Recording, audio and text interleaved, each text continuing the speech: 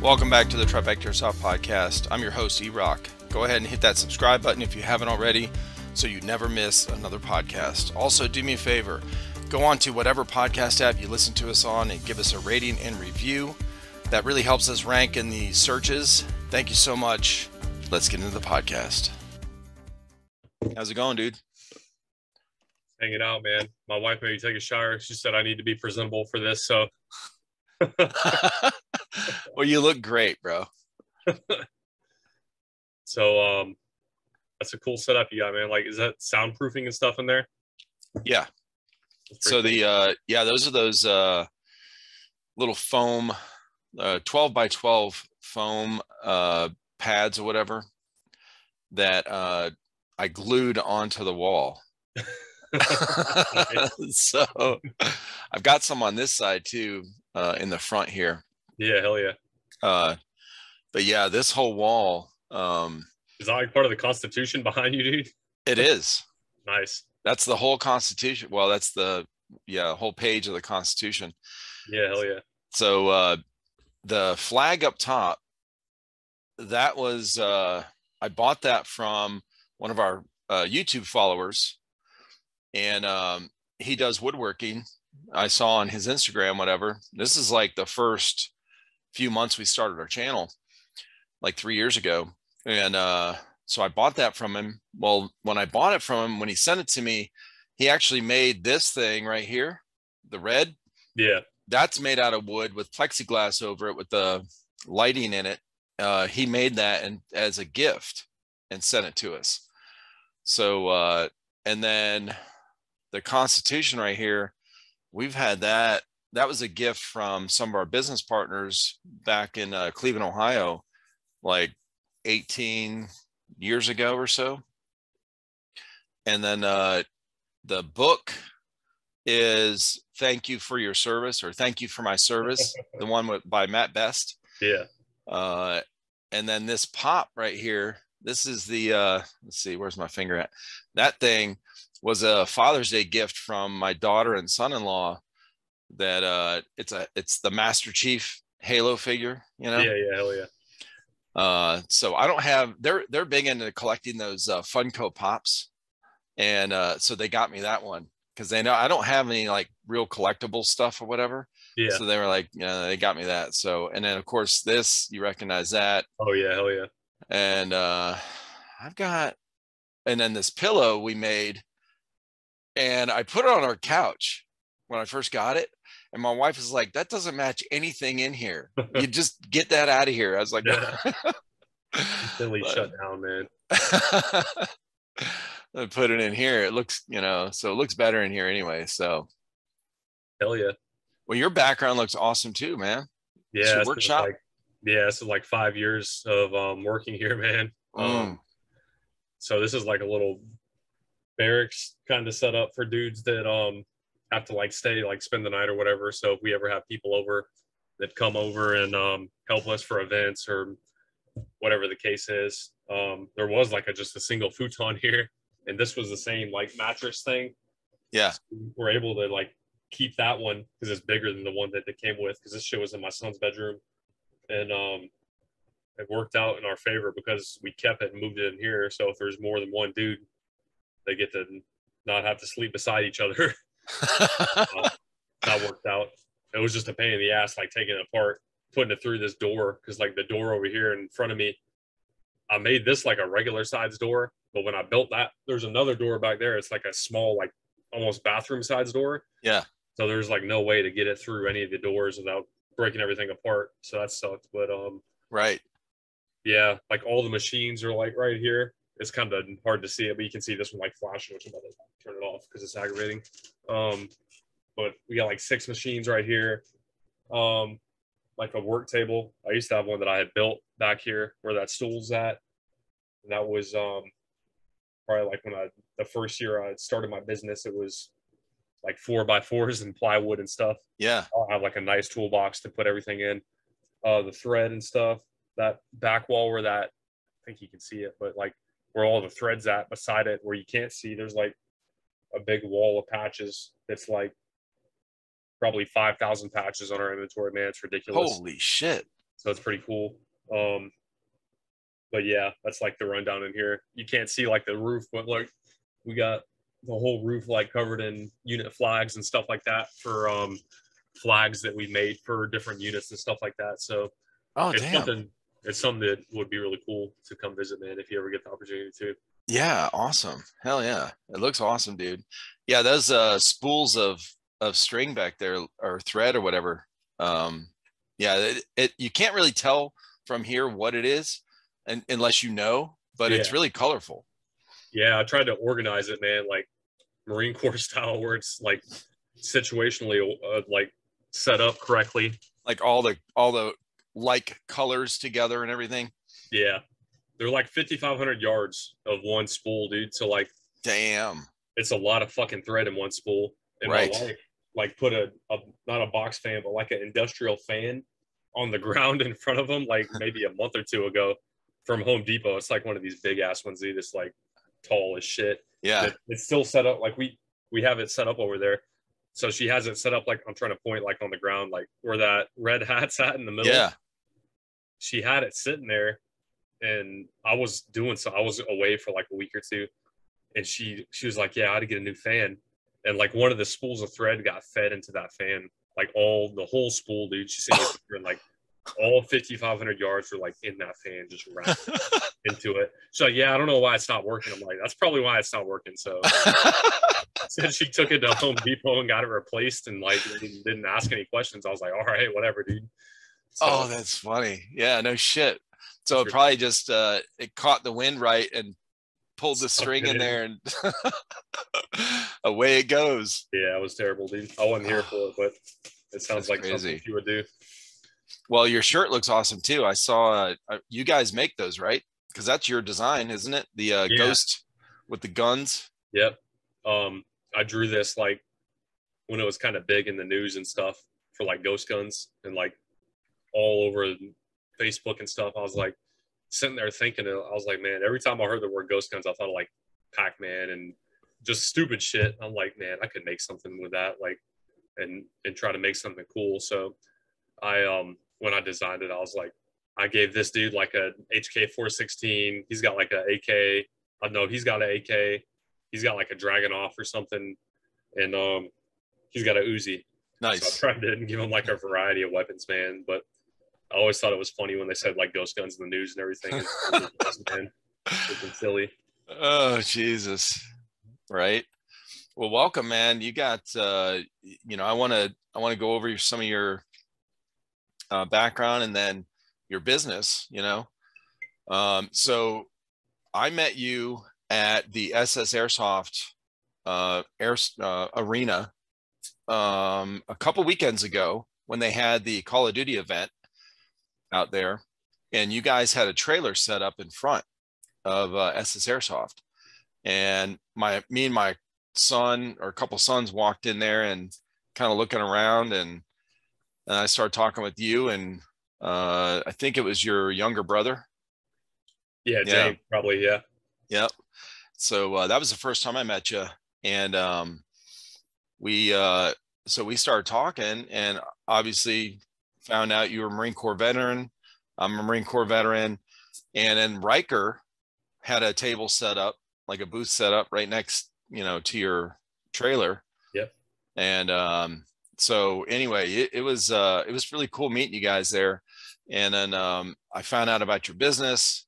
So I thought maybe if you go into, you know, kind of your background a little bit, like where you came up, how you why'd you go in the Marine Corps? It was kind of a fluke, dude. Like so I grew up in this area that I live in now, in Hampton and like Griffin area. So like if people aren't familiar, I always tell them like the Atlanta Motor Speedway. It's like the closest landmark that's nearby. It's close to that area. Like 5-10 minutes away from there. It's not like too far. Pretty much grew up the entire time of my youth in this area, kind of not in Griffin, but in Hampton. So that's like north of here, like 10 minutes, dude. But my dad he's a Navy veteran. He was in like a fighter squadron, and he worked on like F-18s and stuff like that. So he's he was kind of like a role model for me for kind of enlisting. It wasn't like everyone always was like, because when I was younger, I watched the 2001 when the Twin Towers fell and everything. I think I was in like 5th grade, dude. And I don't want to say it was like a turning point for me, but a lot of people do say that. But maybe it like solidified it some more. I don't know, like because I definitely wanted to be in the military at some point around that time, like when I was in 5th, 6th grade. Yeah. I always like was kind of a like me and my brother. He's not actually my biological brother, but me and him would like freaking go out in the tree line and like wear camis and shit and just doing like low crawling through the woods, just doing stuff, just ignorant stuff, dude. Like, yeah, and like little kids and like riding our bicycles through the tree line, like on these ramps and stuff. And like, I don't know, man, like it was just one of those things where like, I love being outside, dude. And I could never see myself behind like a 9-to-5 job where I'm stuck behind a computer. But yeah, I grew up in this south side of Atlanta pretty much my whole life. I kind of went to the Navy first, and I was like, yeah, I want to be a SEAL. This is in like 2010, like when I first graduated high school, pretty much ready to like kind of pick. And even through high school, so like I went through a ROTC program, did like competitive rifle shooting. Oh, nice. Really big into that, man. Like I really like enjoy like shooting like that. Did you grow up like learn how to shoot and everything? Your dad taught you how to shoot growing up in Georgia? Not really, dude. Like he was born in Canada, so like he wasn't and he wasn't really like an avid shooter like how I am, dude. So he wasn't big into shooting like that. So I don't know. I mean, I kind of, like I said, it was a fluke, dude. I kind of fell into it. You didn't really grow up around guns? No, not really. Not at all. That's weird, right? For living in Georgia. Yeah. Yeah. Yeah, it's strange, right? Uh-huh. But yeah, it's like our high school had all the setup for it. Like they had, so Luella High School, they had like a basement thing where it was basically a range down there. And it's like pellets and like 22 type stuff. Yeah. And it's dude, I forgot, man. It's been so long since I've done that stuff. I think it's like 15 yards. It's not far, dude. It's like thrown, like kneeling and standing, and there's like however they score it. And I mean, one of the instructors was like an old Marine Corps gunny, and like this dude was a monster, bro. Like he was a fucking savage, and he was in like his probably like when I was in high school, he was probably in like his mid 40s. Yeah, he's like outrunning us and like runs and like PT and stuff. I'm like, holy shit, like what's wrong with me, man? Like, why is this old ass freaking guy like outrunning me? Like I'm on the track team and like I stopped playing football in high school, and then I was more into like track and cross country and stuff like that. Oh, okay, long distance. And I was pissed, dude. I was like, this fucking old guy is like whooping my ass, dude. And I've always had like a competitive nature, man. Like I've always wanted like more out of stuff. Yeah. And I seen that fire inside of him, man. And I was like, man, this is ridiculous, dude. And our intensity. it was cool, dude. But I don't know, he was big into drill too, and I didn't like that shit, dude. Like he was like a hardcore like drill guy. Yeah. And he did like the drill portion for the ROTC. Yeah. And then like we had a dude that was a pilot, like a Navy guy, and he did all the rifle shooting. And I just didn't like the drill part, dude. I was never a part of the drill team for the ROTC. I only did like the shooting stuff. Yeah. And they used to get big into that, like the rifle arm shit. I'm like, nah, I'm good, dude. Like I'm not doing it. How dare you? I couldn't get behind it, dude. I never liked that stuff, man. Like it looks really cool, like at football games and stuff, but I couldn't. I don't know. Maybe I can't dance or something, dude. I couldn't get behind it. They were big into that stuff, man. Oh, that's funny. Yeah, I hear you. Well, when you went to boot camp, what? I mean, obviously, you learned how to drill a lot then. You're like, what the hell? Yeah, that was yeah. So like I said, I was more of like trying to get into the Navy, and I don't know. I always watched movies and stuff growing up, and I was like, man, I want to be a freaking SEAL. Yeah. Like I wanted to get in the Navy and become a SEAL. Talked to the recruiter. They said there's like an 8 or 9 months. This is like 2009, 2010. So there's a long hold time. And I'm like, man, I'm not trying to wait around to do this shit. Like, I want to do it like right now, dude. Yeah. Like, I'm doing their whatever the PFT type stuff is to get into the military. Right. Like, I'm doing it like passing with flying colors. So I'm like running nonstop, dude. I'm like running everywhere, bro. Like hardcore into this shit. And the Marine, this is in Forest Park, and whatever that recruiting office is by South Lake Mall. The Marine Corps recruiting office is like right beside it. So I'm like, fucking, I'm gonna go in here, dude. And I'm like by myself, like walk in here. I'm like talking to these dudes, and they're like, yeah, I think we can get you in sooner than that, like sooner than their like long hold time. I'm like, all right, cool. Like, I want to do something like a Navy SEAL does, basically. Yeah. Some dumbass shit. Like, I really didn't know anything about the Marine Corps, honestly, other than what I seen at ROTC and like a couple, like the Dragon commercial and this shit like that. Full Metal Jacket. Yeah, dude. Like, I had no idea what I was getting into. Like, you don't know what to ask for when you go there. Like, I don't know what jobs are there. Like, what do you do? I don't fucking know. Yeah. So like, when I picked my jobs, my parents were like devastated. They're like, no, I don't do this shit. Like, don't do infantry. So like, infantry is my first. No, I have recon is my first pick. Yeah. Infantry is my second pick, and like field artillery is my third.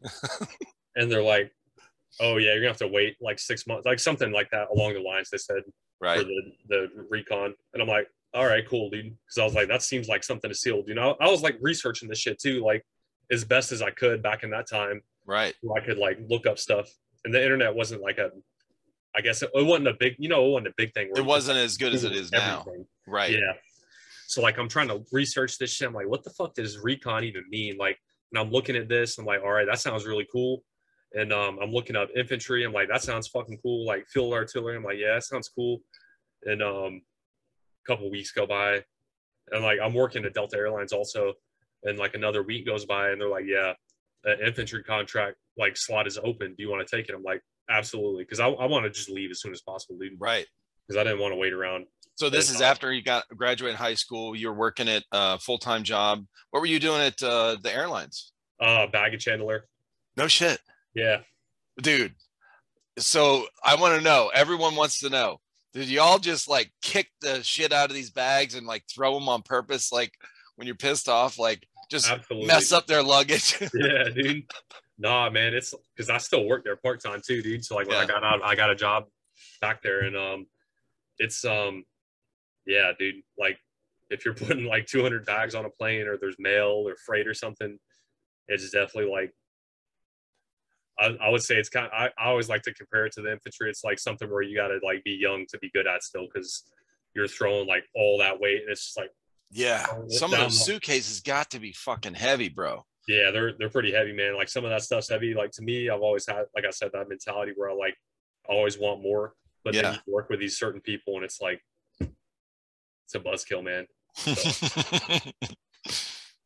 yeah, I'll leave it at that. So you go, so you're full time at airlines, tossing bags, and then the opening comes up, and you go in.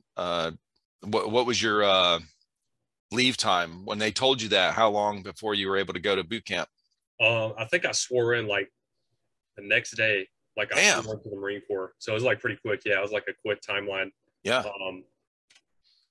I'm trying to remember like the timeline, but like I swore in the next day. I don't even know what day of the week. It might have been like the middle of the week or something. Right. Like I go into MEPS or whatever, swear in.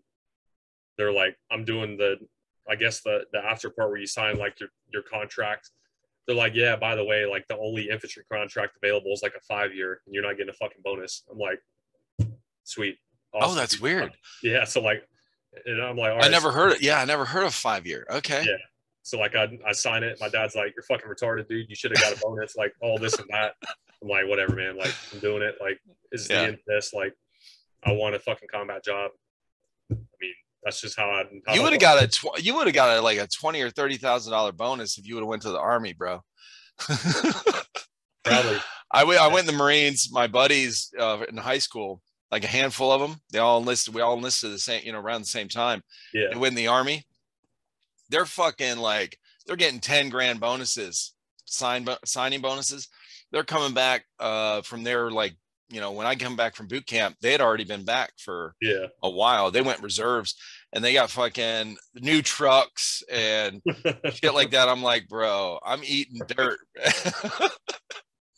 There's like $3 grand in our bank account. Like, I went to ROTC and fucking became like a PFC instead. So like, right. No, yeah, we got scammed, bro. Like, all we got was a title, man. Well, look, I mean, that's worth something. We got it, man. Though I wouldn't do that either way, man. Me neither. Go to the fucking Army recruiting office, dude. I didn't either. I didn't even like attempt. I went to the Air Force before that, dude. I was like, yeah, I'm gonna go check these guys out. They didn't even give me the time of day, so I was like, fuck it, dude. I'm not doing this shit. You didn't look savvy enough, bro. Okay, I guess not, man. I just wasn't like that their type, man. So you got to go in there with like a pink polo shirt or something, okay? Shades on, you know, real clean cut looking, and you got to have like a 95 on your ASVAB. Yeah, like khakis. I actually got like a 98 or something on my Jesus, bro. Dude. So like my dad was mad. He said, man, you could get so much of a better job. Like, you got such a good score. And they're like, the recruiting gunny for the office, he was like a career gunny for the recruiting office. And I don't know how he ended up with that job. But he was like, yeah, you should pick a different job because you scored so high. Yeah. Like, I don't want a fucking different job. And they're like one of the it was like some nuclear tech shit. I don't even know what the fuck it was, man. And it was like a $25,000 enlistment bonus. I'm like, I don't want that, dude. You'd have been miserable. Yeah, you'd been fucking miserable. I don't know what that is, dude, but it doesn't sound fun, and I didn't research it at all. Like, yeah, I don't know. It wasn't my thing, man. So most of the guys I've ever met that worked on subs, you know, well, the submariners in the Navy, those guys are fucking nuts, you know. And I don't know who wants to spend, 6 months, now with those, well, in the last however many years with those nuclear subs, they stay underwater for fucking ever. I don't want to stay in that little tube. Yeah, I can't do that shit. But they're smart as hell. As hell. But I don't want to do that shit. But yeah, all that nuclear shit sounds boring as hell. Yeah, I just didn't. I wasn't about that life, man. Like, so I'm just glad that I picked the job that I got, and got where I am today. So now you went to Paris Island, I'm sure. Yep. Hell yeah. So I went East Coast, did my time there. It was like the winter time, man. So it really sucked because it like fucking snowed one day when we were on the range. And they're like, their dudes are like, no, you can't wear warming layers. Like, don't wear like your warming layers today. So like all these dudes are like wearing camis. Like, we're all like just putting on regular fucking camis. It's like 20 fucking degrees outside and windy as fuck. Like, oh no, because you like carry your Gore-Tex and shit around. They're like, oh, you can put Gore-Tex on. Like, everyone's like squeezing this shit on, like putting it on. Like, wow, it's still really fucking cold out here. Like, I had like a hoodie on or something, or like the sweater. And it started snowing, and I guess it got to like whatever the level. I don't know, man. Like whatever the no-go criteria was on the range. Okay. Like, yeah, the range is canked for today. Like, y'all got to leave. Yeah, and we're all like secretly like. Yeah, it's like no shit. God, like, so we got lucky that day, but only one day out of the time we were there, we really lucked out because they're like, oh yeah, put all this because I don't know if hand sanitizer was like a big thing for y'all. We like, never even no. We had. I don't even know if it was out when I was in. Dude, it was such a weird thing because even this was a long time before fucking COVID was even a thing. Yeah, we had like the little like, the hand sanitizer keychain things. Yeah. And it's like a tactical color, like green, and it's like fucking dummy corded to you somewhere. So they're like, yeah, put this shit on your hands. And we're like, putting it in the fucking cold. Like, then we're just doing it at just random times. We're like, yeah, put it on your fucking hands. When it's cold out? Yeah, cold as fuck. Like, take your fucking gloves off, put this shit on. We're just like, oh my God. We're just doing like, I mean, that makes it even colder. Yeah, it was like, goddamn, dude. Like, it wasn't like. That's crazy. Matter, but it was just one of those things. It was just fucking retarded, dude. Yeah, when your hands go numb anyway when you're snapping in because you're fucking laying, like if you're prone or whatever, like you wrap that sling around your arm. And I mean, that's how they taught us anyway, where it's real tight and you snap it in. Yeah. Your fucking arm goes numb in like 10 minutes. we were like the last class that had the iron sights. The class behind us had the RCOs, or like the ACOGs or whatever. Oh, we actually had the last qualifying class that had iron sights. So oh, okay. Were you guys using the what weapon were you guys using? the M16 A1s. The A2s? Yeah, A2s. Yeah, Yeah. no okay, that's what I was using. I didn't know they ran that long. Holy Yeah. shit. Okay. They were old, dude. Like, that's awesome. Yeah, because I went in 89. I went in October of 89. So I was in our last, month and a half was cold as hell. Yeah. So I graduated boot camp January 5th of 90. And that last month was, cold as shit. Yeah. But yeah, we use the A2s as well with the iron sights. That wasn't bad, dude. Like so like our drill instructors were like all these dudes are combat veterans to some extent. I think our senior drill instructor, his name was like Staff Sergeant Lopez. He was like a crew chief for like Cobras and like gunships and stuff. Nice. Our other 3 drill instructors, they all were, I think none of them were infantry, dude. They were all just random jobs, but they all still had like combat action ribbons, dude. So like, I don't know, like what they did. Like one dude was like a parachute rigger or something. Another dude was like a fucking just weird fucking jobs, dude. I don't know, man. But they all were like stacked, so they were knowledgeable and stuff. So we had like good drill instructors. I think we lost one of our senior drill instructor. I don't know like what happened, dude. Like if it was hazing or what it was, dude. I don't know what happened, but he left and then a new guy came. So we got Lopez was the new guy that we got. Yeah. Had like a short Hispanic dude. His name was like Staff Sergeant Salas. I forgot. He did some fucked up. I don't know what he did, dude. Like he hazed somebody. I don't fucking know, dude. Like, but it was like deserving because I think it was like on the range. Yeah. And, like he flags. I don't fucking know. He like flagged somebody and like someone tackled him, and we're all just standing there like, like no one's like bucking him because like he fucking flagged somebody. So we're all just hanging out like watching this happen, dude. Yeah. Like, everyone's like secretly not like trying to laugh or anything, just like staying there. It's fucking cold outside, so we're all just like in that fucking like going internal anyways. So right. Yeah, I don't know, man. Like we lost him and they got the new guy Lopez, but they're all like super knowledgeable, man. I think I went to boot camp in like October, November, December. Yep. Because we had like all the holidays when we were there. Yeah, same. So it was fucking cold, dude. I didn't think it would get that cold in South Carolina, but I was. Yeah, because the first month it was fucking hot as shit. Humidity and the fucking sand fleas and. I didn't even experience that, dude. Yeah. I had no idea what the fuck those are. Like I never experienced that at all, man. Well, any kind of bugs, really, Yeah. When you're standing in formation, which they make you do a lot outside your barracks or whatever, you just and then they're walking around. You think they're gone. You think they like are nowhere around, and you're like, "Fuck, my ear itches so bad." And you see, you're just kind of looking. You can't move. You're looking with your eyes, like, and your buddies are like, and then that one guy touches his face and then they all come out like, who the fuck touched you? Yeah, dude. Yeah, hell yeah. That's funny. Hell yeah. So then what was your so then you go to MCT and then SOI probably, right? Yep. School of Infantry. Yeah. Lejeune.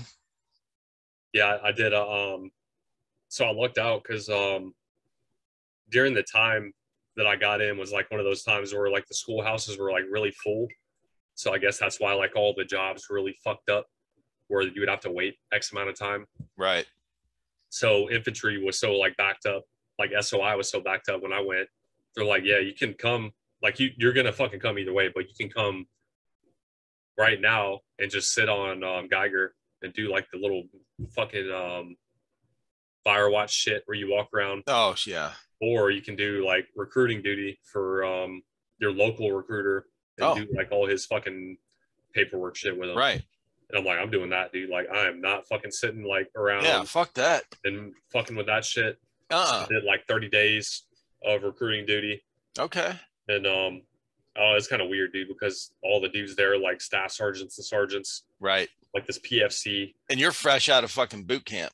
Yeah. You're still calling them sir, and they're like, what the fuck? Yeah. I'm not a sir. I work for a living. It was weird, dude. I don't know, man. I didn't really like it, dude, because it wasn't the job that I wanted, but yeah, it's what I had to pick to, I guess, to be the better. Well, it's totally different too. I mean, when I went to the recruiting office, I knew my recruiter for like a year and a half before I was able to sign up.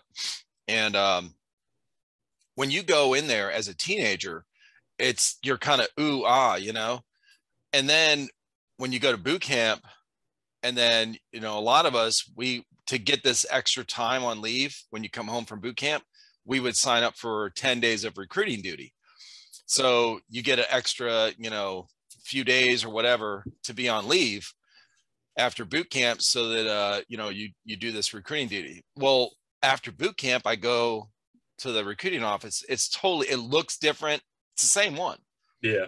It just feels different. And you look at it like they're not the hard, like what you just came out of. Yeah. They're like, hey, this is a job. You just start to realize, oh, this is a 9 to 5 for them. And they're not in that environment that we just came out of. Yeah. And for me, it was like, bruh, this is boring. Yeah. I don't want fucking boring. You just came out of three months of fucking, intense level 10. And then you go in the office and all quiet and they're drinking coffee and bullshit. And then you're like, what the fuck? Yeah. Totally different. But yeah, so after that was over, like the 30 days, it was boring as fuck. Like you said, man, it was just go to the mall and like see if someone wants to join the Marine Corps. I'm like, roger that. Like, how the fuck am I gonna like go to? I'm just gonna walk up. Like, I'm over here wearing my fucking the deltas or whatever. Oh yeah, with 2 fucking ribbons or 1 ribbon, whatever. Right. Just stupid, dude. Like, so I'm walking around the mall with this uniform on. Like, what am I doing? Like, what did I fucking sign up for, dude? Like, this is not what I wanted at all. And, right. I did it. Like, I had to fucking do it, obviously. So there's no way around it. Like, dude's like one of the staff sergeants is like, he got mad or something because I called him dude or like whatever I don't know what I fucking said, dude. I said something because he said some stupid shit. And, I came back at him. He's like, oh, you gotta walk to the mall now. I'm like, roger that. Like, I'm in the mall's like 2 miles away. I'm like, all right, sweet, dude. Awesome. Then I can walk to the mall and mind my own fucking business for once. Right. But I didn't enjoy it at all, man. It was not fun. It was all right, I guess, to like unwind a little bit, but that's not what it's like you said, it's not what I signed up for. Yeah. I didn't want to unwind at that point. I wanted to go straight into my job and stuff. For sure. And so how long did you have to do that? It's like 30 days, dude. Oh, okay. And then the SOI opened up? Yeah. That was like the next available class that was open. I guess like those guys were on leave that were doing the next cycle. Yeah. They were resting, man, because they probably needed it more than anyone. Right. Which is crazy, man, because like so when we got to SOI, it was all the same boot camp class. Like all of our guys that went into boot camp were going into the same classes in SOI. Like, we all processed and stuff like that. We had there's like a couple like key elements of dudes that I know still. And one of them in particular, his name was Sergeant Farmer. I think he's like a gunny now. He's still in the Marine Corps. He lost like half his lung in like Fallujah or somewhere in Iraq. Jesus. Like a chlorine bomb or whatever. Damn. He's like running PFTs, like Irishman basically. And he's like just going, he's like, he always taped out and everything, like straight savage, doing stuff like that. So he was one of our instructors. He actually was an instructor that was like he went into our unit with us in 1-8 when we got done at SOI, but that's a different story. But yeah, we had like all of our SOI instructors were like really, they're really knowledgeable, man. Like they're really good. Like one of them was like this short Hispanic dude that was always doing burpees for PT and stuff. Like, I forgot his freaking name, man. It's been so long. But he was like, "You want to do fucking burpees?" I'm like, we're all like in formation. We're like, what the fuck is this guy talking about, bro? Like, we're all doing like burpees for like, we'll go run like 5 miles and then we come back. He's doing burpees the whole time. We're like, this is but no, they're all like tatted out. Like all of them are like sleeved out and stuff. Like, yeah, I don't know. It's like the Marine Corps. I felt like that I wanted to be in when I got there because I was like, yeah, this is awesome, dude. And right. I was an 11, so like I kind of wanted to be a machine gunner, and I like teetered it, but I was like 100 pounds wet, man. Like I'm only like 170, 180 right now, so like I'm not even, I don't weigh a whole lot now, but I was like teetering the idea with that. I ended up being 11, and it was a good time, man. I enjoyed all my time at SOI. That dude, Sergeant Farmer, now a gunny. We would do like patrols in like Lejeune area and like Geiger. He's like taking us through the swamps. He's like, yeah, we're looking for gators right now. I'm like, what did I sign up for, man? Like, this is awesome, dude. But like, he's like talking about like all this crazy stuff, man. Like, I don't know. He was so like motivating, dude, and it was awesome to experience a Marine Corps with like people like that in it. Because from a lot of stuff that I've heard in the past, there's not a whole lot of people that are enjoying their time in. Right. So I think I was really fortunate to have like good leadership for the most part of my career. So, yeah. Well, that was, I went, when I went in for combat engineer. They stuck me in, that was, the school was full, same kind of thing. And they're like, do you want to wait? I'm like, no, just a handful, a big group of us. Well, I ended up with motor transport.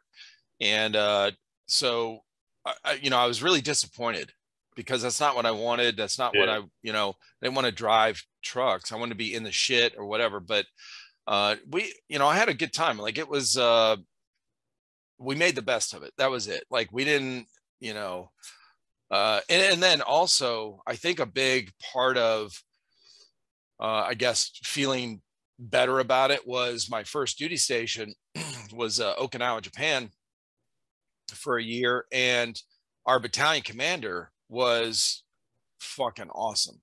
I mean, we hated him, but we loved him. Like Vietnam vet, hard charging as a motherfucker. And when we saw this guy, the first formation we had, the number one thing we thought was when he walked out, we thought, fuck yeah, on our battalion runs, he's not going to run very far at all. Because this dude looked like a bodybuilder. Okay. Yeah.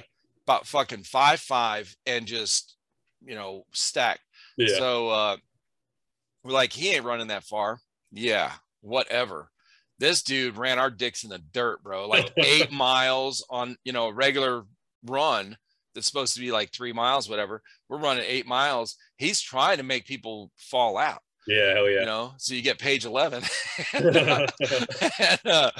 Oh yeah. I mean, I could just see that he was kind of the guy, and he had a scar on his face too. I mean, just the epitome of Marine. Okay. Yeah, hell yeah. And so we much respect for sure. But that was my year in Okinawa was just hardcore shit with these guys and the unit I was with. So it was fun. That's what I liked. But then, and then we played hard too. But yeah, I've heard so many people. My daughter experienced it as well. She went into the Air Force, but she got an admin job, which she didn't really want. Yeah. And she got stuck on a base that was in Columbus, Mississippi. It's a training base for the pilots. So brand new pilots, they're up there like the first time they're training, they're using the, like, I don't know what you call it, but a prop plane, Yeah. So she took care of all the admin stuff for them. She had to, make sure all the paperwork, like their medical shit, was cleared before they could actually get in the plane. So, but there's nothing around Columbus, Mississippi. It's like dead. Yeah. So, and unfortunately for her, she spent 4 years in, and there was no chance for her to like move, like in the Marine Corps, like most of the time, especially when I was in, like if you get 4 years, you know, we signed up for 4 years. One of those 4 years, like 99% of the time, you're going to Okinawa. Yeah. Like that's everyone does a rotation on Okinawa. So at least you have some experience out of the States. You get to go whatever, you know. So she was really disappointed. And I've heard, you know, people that go in and they're all excited. They're like, you know, psyched up, like to go do some shit. And then they get a boring job and in a boring location. And what do? Like you're kind of stuck, you know? Yeah. So fortunately I didn't have that, you know, right away. So that was good. And it sounds like you didn't either. You had 5 years and then So been around, because I looked at your website, your about page on your website. yeah. Yeah. So after SOI, we went to the fleet, and it was like that time where dudes were, they were like, do people want to go to recon or the silent drill platoon? They're asking like all these secondary like duties, I guess, whatever. There's like recruiters there. I don't even think it's recruiters, but like dudes there that are a part of these other units, Right. like asking the pool of people there that want to do other stuff. Sure. And I didn't really want to do any of that stuff. Like they're like recon, silent drill platoon, like fast, like other stuff like that. Yeah. And they're just like certain dudes are like, yeah, I want to go. And because like, so like this is the time where 2009-ish, 2010-ish, they're all like, yeah, you're gonna go to a unit and you're gonna deploy like instantly. So I get like, so I had conversations with guys. This is when I'm like 18 years old, 19 years right.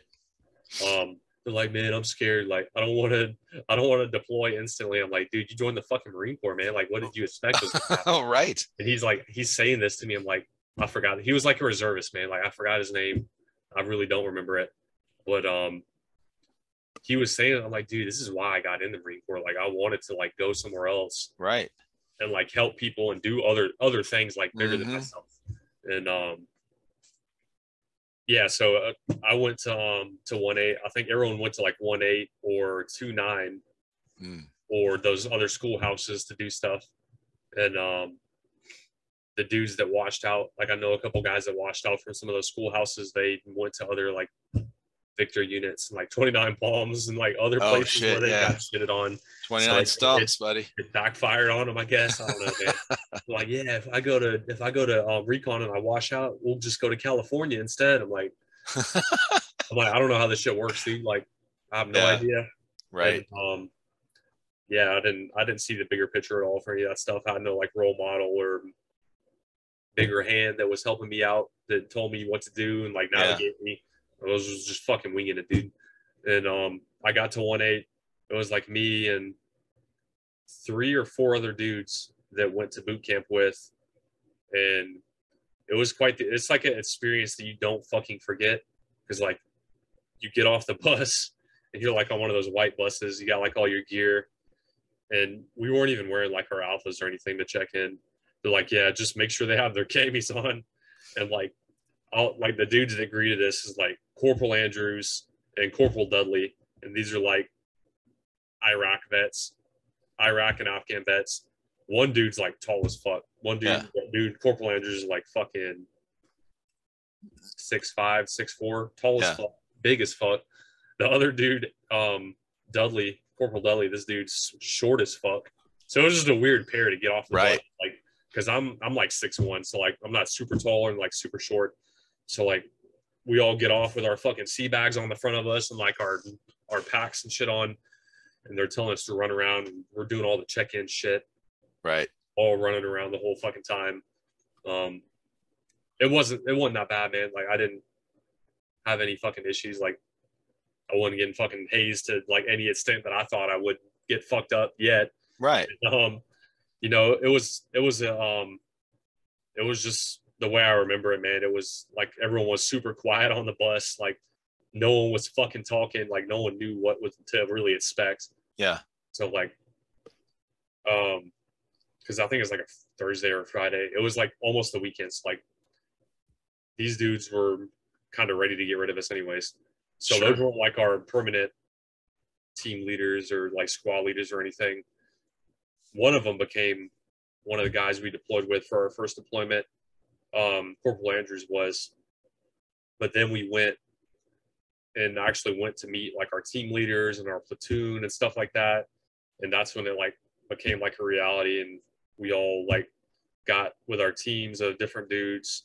And yeah, so like my first team leader was Upton, like Lance Corporal Upton, and they had deployed like all of 1-8 had already deployed once with the guys that we were with to Afghanistan. And most of them, like most of the dudes that were older than that generation, had at least like 2 to 3 deployments between Afghanistan or Iraq or whatever. Yeah. So they were really a lot. I would say a lot of them like had a good comprehension of what's going on and stuff. So that's where it comes in. Like our leadership was in a good place at the time. So we kind of looked out for the most part. Like we had good leadership, and it kind of got mixed up. So we did a workup for I think about 5 or 6 months before we went on deployment. And it's always like one of those guessing games, like where it bounces around, like, oh, we're gonna go here, we're gonna go there. Like no one really fucking knows, I guess. Like, oh, we're gonna go to Iraq or we're gonna go to Afghanistan, and they keep bouncing the idea around. And we're all, everyone's just ready to fucking do it, man. We're not just because we're all been on a workup for X amount of time. It ended up we went to fucking Sangin or whatever, and then now we're all like, I think we're 29 Palms, like right before we deploy, and they like announce it like unofficially, and like everyone knows about it. Yeah. And like, yeah, we're gonna go to Sangin, and like this is after like the second push to Sangin or the first push, so like everyone's like talking about how bloody and shit it was, like the first go around, and like, yeah, it's gonna be like a serious fucking deployment. So like everyone's like real not shocked or anything, but yeah, like kind of just ready to get there and do their job. Right.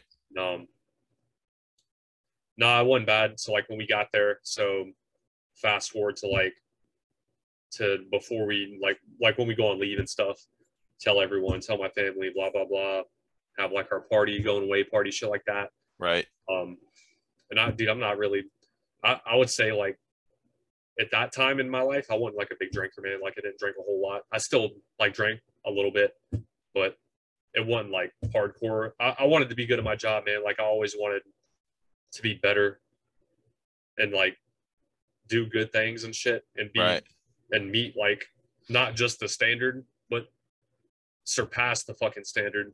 So like I always wanted to fucking make sure like I would be good at what I did. So like I was always like fucking doing ruck marches, just shit like that.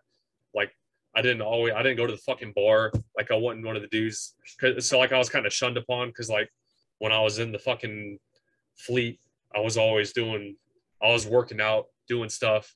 And they're like, oh, you don't want to fucking drink with us? Like, think you're too good? And I'm like, this fucking boot PFC, like no, dude, like I don't think that at all. Like, so they're like shunning me because I'm like doing all this other shit. Oh yeah. I was actually in the sniper platoon until I got kicked the fuck out. I got kicked out because I broke my fucking knee, man. How'd you get in the sniper platoon? So like I did the in-dock and stuff. All the like literally the first, like when I first got out of the when I first did my fucking so let me backtrack because this is like too far into the story. But when I when I first got in the fleet, probably like this second-ish month, Staff Sergeant Baker was like one of our platoon sergeants at the time. He was like a sniper, a hog, like he did everything. Any sniper school, he had done all that shit. Nice. And he's asking like guys in the platoon, he's like, hey, do y'all want to go into the sniper platoon? They're asking for bodies. Like, I want to do it. That sounds cool. Like I'm interested. So like, I go do the in-dock, I'm good. And like one of the because you run everywhere, you're running. So it was like me, a dude named Saborski, and like Swan Rat. We're all of us are running around everywhere with our fucking pack on. We're good. And I go to do like a PFT, and dude, I ran like a 30-minute fucking PFT, dude. And like I'm like feeling it. Like my knee is like fucked up, but I'm not. Oh, shit. Stupid. I'm stupid because I don't say anything, man. And it was dumb of me, but I didn't know any fucking better. And You're talking about the 3 mile? yeah, just a regular PFT, man. Like shit. And I was running, dude. I was running So like your knee was fucked up. You couldn't run. yeah, I was running like 18-minute PFT. I was gonna say, yeah, 19. All that. Right. But somehow I got like a hairline fracture in my knee. I didn't fucking say anything. I knew it was an issue. Like in the back of my head, I knew it was an issue because I slept on a top rack like this in my barracks room. Right. One of my buddies, his name was Williams. I would like hobble up there after like a day of like, you know, swimming in the pool or whatever. Yeah. And shit. And I'm like, man, I'm like trying to get up there and my knees are like locking up and shit. I'm like, I don't know what's wrong, dude. Like I can't get up there. I'm like, fuck. Yeah. And, yeah, I got dropped out of the platoon because they're like, yeah, you need to get that fixed or basically just figure it out. Right. So I got dropped for that. Went back to my regular platoon, and it was just one of those things, man. Like it wasn't a deal breaker or anything. I still deployed on time, right, which I was extremely thankful for. I didn't want that to be like out of the. I was never a guy that wanted to like, oh, I could get out of deployment because my fucking knee is broke, dude. Like, yeah, fuck that. I was just happy that it fixed itself. Like I was good. And I went to like, I saw the same day, like I went to the BAS after that PFT or whatever. And they're like, yeah, you need to go get x-rays. This isn't a fucking hospital, dude. So they told me to get the fuck out and go to the hospital or whatever. Nice. I'm like, all right, whatever, dude. Yeah. And I don't know any better. Anyways, so like I go to the hospital or whatever, they x-ray it and shit. This is like on Lejeune. They're like, yeah, your shit's already like healing, dude. Like there's not really anything we can do for you. I'm like, sweet. And they're like, how long have you been feeling like this? I'm like, yeah, no, dude. Like my whole body's been in pain like 6 months. Right. I don't fucking know, man. Like, and I was just pissed off at that point. I was like, fuck, dude, just like, and then you end up like, I end up going back to my platoon, like, oh, look who came back, like, blah, blah, blah. I'm like, fuck, dude. Like, now I got to deal with these motherfuckers, dude. Like, it wasn't like hard feelings, like, it was cool, but right, always the jokes and shit. Oh, and, yeah.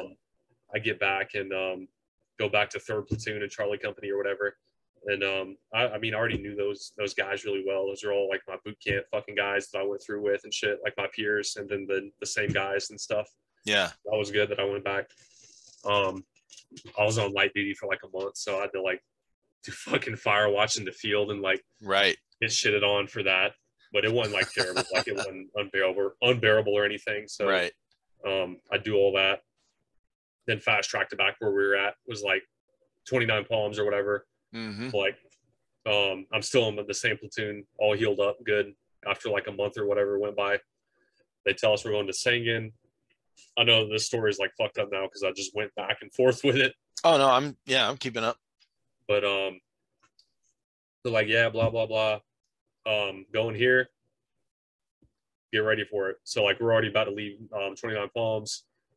We get back, have the parties and stuff, get done with leave, come back. I mean, I was ready at like 29 Palms to just deploy, man. Like I was, right. That's what I got in the Marine Corps for. And it's not like, oh, I wanted just a combat deployment. I just wanted to do something, man. Like, cause like, what are we training for? What's everyone in the whole Marine Corps training for so hard? Like to just not do anything with it. Yeah. If you don't use it. Yeah.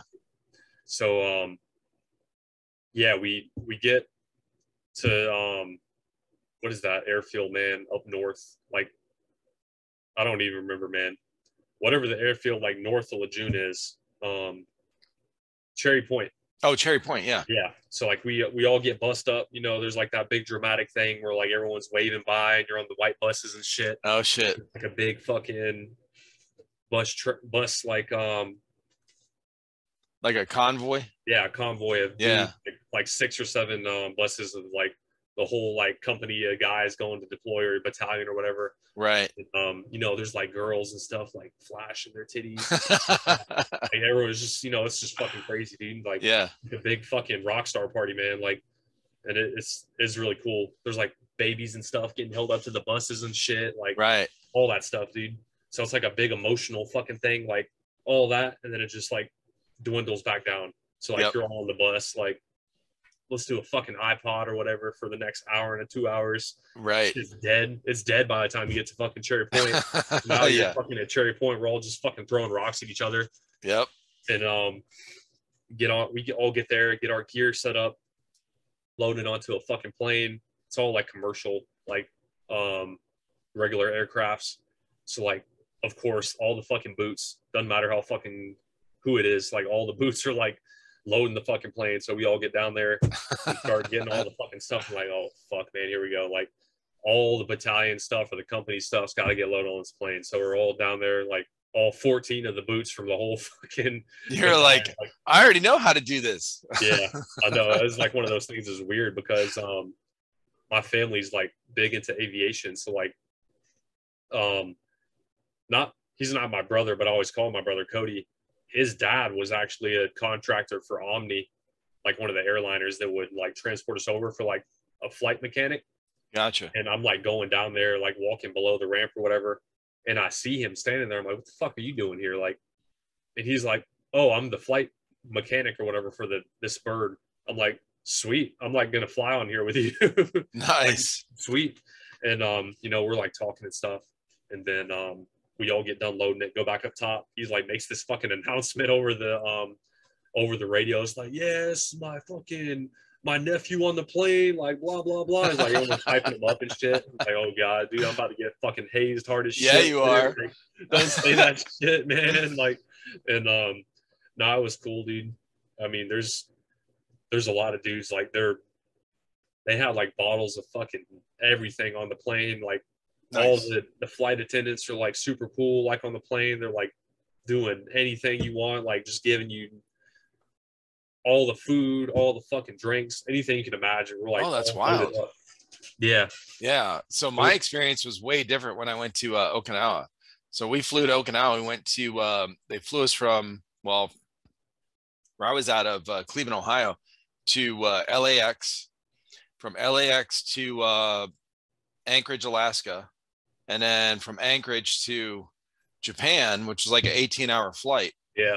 And it was a military flight. So we had to be in dress uniform. So I'm in my fucking alphas, which everyone hates. Yeah, that's terrible. And this fucking jumbo jet. And it was the boringest shit. Now, this is, 1990. So there's no iPods. There's no, back then we had Walkmans. Yeah. CD Walkman, or it wasn't even, was it CD? Yeah, CD Walkmans. But a lot of people still had cassette tapes, back then. But so we couldn't take any of that shit on the plane. So we're sitting there like, hands on the knees, and there's like a fucking colonel next to me. I'm like, what the fuck? Oh, it was the most uncomfortable, boring, quiet, hot flight that I've ever been on in my life, but 18 hours, man, that's fucking. That's so but yeah, it was not, we didn't have like that, So how long of a flight was that when you guys went? So it was like, Cherry Point to like Ireland. I think it was Cherry Point to like Ireland. Hang on. Oh shit, nice. You're doing something weird. So that was really cool because we got to drink Guinness, man, and it like tasted really fucking good. Oh, nice. So we got to have we stayed there for like maybe 8 hours, 5, 6, 7 hours, like that. Oh, that's cool. They refuel and do all this other shit. Right. Then it's like I think it's like Ireland to Germany. Like it's not a long flight, I don't think. A couple hours. I don't know why the fuck we stop again. I have no clue what's going on because we were already flown for like 8 or 9 hours. And like you're already into like one of those weird gray areas where you've been traveling so long. Yeah. Like you said, man, like you're traveling so long. Yeah. Zoning out. Yeah. Dudes are like got bottles like whiskey and tequila, whatever. Like we're all just drinking shit just to like pass out on the fucking plane. Right. We wake up like in one of these places and like don't know what's going on. Drink some more fucking liquor or beer there. Right. And go to the next place. So like the next place is like fucking Germany. I think it's like Germany to like Kyrgyzstan or whatever. Then Kyrgyzstan's where we stay for like 2 or 3 weeks. It's a fucking weird ass place, man. Like that, I think it's like an air base. I forgot the real name. Yeah. of the air base there. But it's like a transfer for every major troop movement. Oh, okay. Doesn't matter like what branch. Well, I guess it matters because like there's mostly Marines there. Yeah. There's still like Army guys and like Air Force because it's an Air Force base. But someone was telling me like the Army goes through Kuwait or something instead. I don't fucking know. Oh, like, how okay. it works. But we were all like through Kyrgyzstan at the time, and it was like one of those places like Alaska where it stays dark for like extended periods of time. Oh shit. Like we land and it's dark. Really? You get there, it's like freezing fucking cold. It's the winter time, and you get off, like see your breath, and like you get a reality check, like, oh, here's the real world again after flying for so long, because you get to walk and do stuff. Like everything gets offloaded, all your gear and shit gets offloaded, because we're still flying like a private, like a regular airline, like a standard airline. So like that lands, everything gets offloaded, dudes get off, go to like these weird hooches. They're like this shit, like fucking racks set up everywhere. Yeah. It's like I'm not gonna forget that the racks that we stay as, like Hotel California was like our hooch is what the name of it was. So like we get out there, stay there for 2 weeks. There's a gym, chow hall, fucking everything you need basically. Yeah. But and it's that fucking Air Force, man. Like they got everything. Like, bro, the chow halls are open 24 hours a day. No shit. We're just like scavengers. So like we're going in there like 2 in the fucking morning. They have like these racks, like just everything. Like I'm talking about chips and like candy bars, just stuff you don't even need. This stuff, or like we're all going in there. Oh, like, that's wild. Filling our cargo pockets up, like having this stuff. Like the drinks are like in an open refrigerator, so you just go in there and just grab all these drinks. Dude, our hooch, like for our platoon, we had like our own like freaking chow hall in there because we had so much shit that we cooked from there, dude. It was ridiculous. Oh, that's crazy. Yeah, it was ridiculous, man. But they had a bar, like the Air Force had a bar, and they had like this weird limit, like you can only drink 2 beers when you're here, like blah blah blah. So like that obviously was never like a fucking thing, because like I guess they didn't really enforce it that much until like someone did something that was not supposed to happen. Right. Like if there's a fight or something. Yeah. Whatever.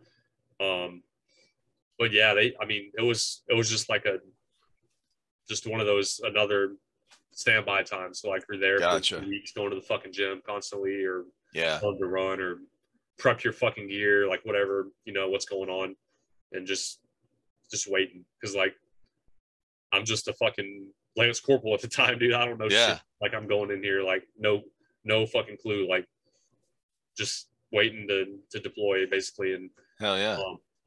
After our time's up there, we kind of, for me and like our guys like that were in SOI and shit with us, we were fucking, I think that solidified it, because we got to go on like a C-130. So like we're finally on like on a real military aircraft. Right. Like, oh sweet, like we're getting on this shit. We're flying to Leatherneck on a C-130 or whatever. That's from Kyrgyzstan. It's not even like a long flight. I think it was only a couple hours, dude. So however far, it wasn't that bad at all. It was super short. I think it was, for me, it was more of a culture shock, because I didn't know what to expect, and I didn't want to like fall asleep, dude. Right. And we get there and land. It's like the daytime there, so I finally can see the fucking sunlight. Holy shit! It's cool, because it's been dark the whole time for the most part in Kyrgyzstan. Yeah. And it's like one of those things where like you're in the movies, bro, and like you're walking off the plane, like you smell like this certain aroma that you don't fucking forget. Like, in Afghanistan, you're like, man, it smells really weird, dude. I've never smelled this smell before. Yeah. Just, like, all these different fucking all these emotions and like different catalysts going on of like how you feel, and like looking around at stuff. Like there's mountains and shit everywhere, and it's just one of those things. I was like fucking excited and fucking ready to like do my job and stuff. Right. It was really cool, man. And we went to our tents or whatever. Same thing, like in fucking Kyrgyzstan, dude. Like literally the same fucking thing. We got all of our gear, walked to this fucking tent, and it's still it's the winter time still. So like we're there in the winter. It's not hot at all, but it's not cold either. Okay. So we go get our stuff set up and just put it down. Like the team leaders and squad leaders are like gone for the most part, so like we're just fucking off, man. Like all the regular dudes are just fucking off, like in the tents, doing stuff, just hanging out, going to the chow hall. And this is probably for like a week in Leatherneck. And like, I mean, dude, Leatherneck is a fucking city, bro. Like, I'm talking like if you've been to Camp Lejeune before, you could like replicate that and then put it in Afghanistan. That's the same. It was the same thing because like holy shit, not everyone's deployment is the same deployment. You know what I'm saying? Like Leatherneck had Camp Bastion inside of it, which was like a UK base, like inside of the Marine Corps base. So like they didn't have to stand any kind of post or nothing. Like we didn't never stand any post there either. But like the people that stayed like permanent residents of Leatherneck, they had to do stuff, but we were just there for the time being. So it's huge. Oh, it's massive, dude. Damn, that's crazy. Big, it's so big. So like there's chow halls everywhere. We're like uncontrollable, like going to all these different chow halls, going to like there's dudes like going to like these other chicks fucking tents. I'm not gonna get into it, but like it's like madness for like all these other guys, man. Like so it's fucking crazy, bro. Like it's literally a city and like this fucking base, bro. And it's so many fucking different units there, the Army, the Air Force, everything you can think of is there. Yeah. So that's wild. Okay. I heard they don't have alcohol over there, right? Not allowed to drink over there? They do, dude. Oh, really? Yeah. So like okay. Kinda. So they had like the British guys. We worked with the British guys a lot. They had alcohol at their like at Camp Bastion. So like we would go to Camp Bastion or whatever because they had like a full service bar basically. You know, they had that over there, and a lot of dudes would go over there and drink and stuff. It's like I wasn't really like big into drinking at that time, anyways. Today like I very moderately drink now. I have like an alcohol problem, but that's a different story. But yeah, there was ways for dudes to like get alcohol if they needed it. And they wanted to get like bottles and stuff. Like I've always heard guys, veterans that were in Afghanistan. They talk about, there's no alcohol over there, and we can't drink, and I guess it depends on where they were at. I'm sure. Yeah. Yeah, we would have so a lot of the dudes would get care packages sent over. This was like always the secret to like send a care package of like hand sanitizer, but dump the hand sanitizer out, put whatever you wanted in there. So like make sure it's all wrapped back up. Yeah. I never done any of this stuff before, man. It's what we received. Yeah, we want to know the secret, bro. That's the secret, man. Like so the secret's like one of those big jugs. Those big ass things of hand sanitizer. Yeah, that or like mouthwash. So like hand sanitizer and mouthwash, like they're using the same like containers, wrapping them up.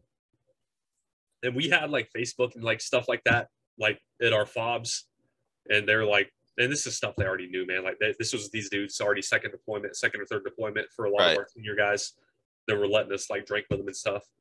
And they're like, this is like whiskey in here or whatever, and it's in a fucking like, it's in like a hand sanitizer bottle, and it's like something stupid like this, dude. Like it's like in something like this.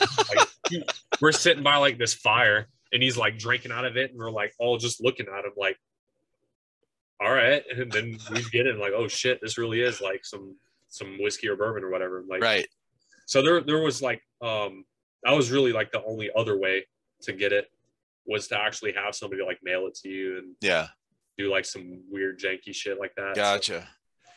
So you spent 5 years in the Corps. You get out.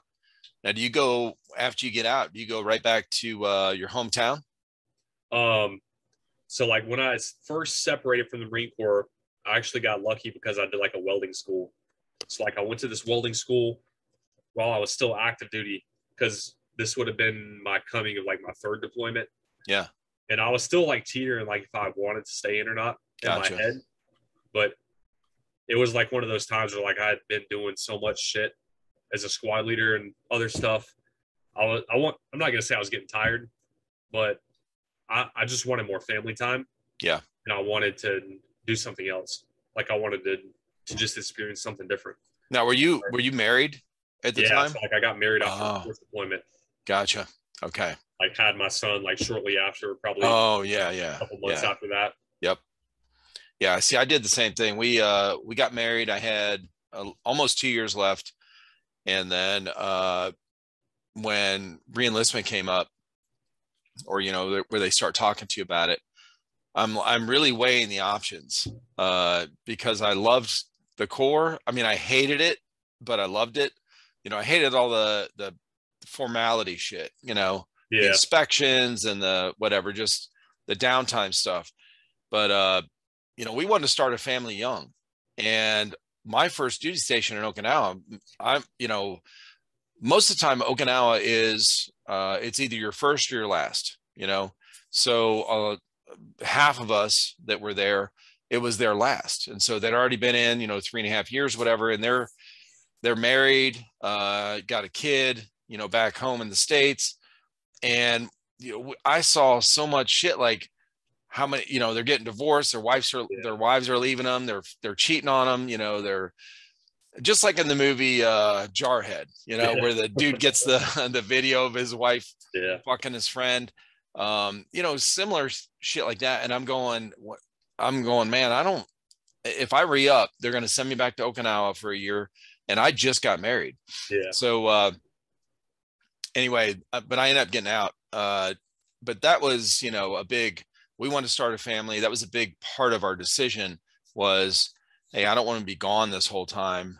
It's a rough life, man. Like to yeah, balance, like I know a couple guys that have been in like 15, 20 years, still in active duty. And they have, and they have a full family that they balance this whole thing. Like, bro, that is a, a very intense yeah. lifestyle, you know?